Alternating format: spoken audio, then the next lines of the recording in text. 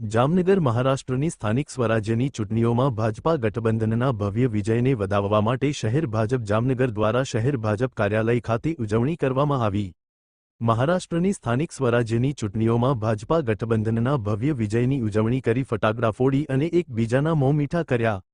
મહારાષ્ટ્રમાં સ્થાનિક સ્વરાજ્યની ચૂંટણીઓ અંતર્ગત બીએમસી સહિત કુલ 29 મહાનગરપાલિકાઓ માટે 15 જાન્યુઆરી 2026ના રોજ મતદાન યોજાયું હતું।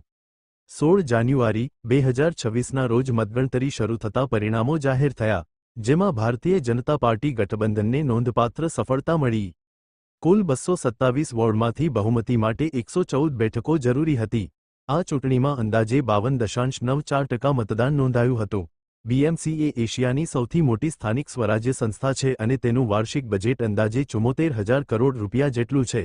છેલ્લા ઘણા વર્ષોથી અહીં એક પક્ષનું વર્ચસ્વ રહ્યું હતું, પરંતુ પક્ષભંગ બાદ આ ચૂંટણી પ્રતિષ્ઠાનો જંગ બની હતી।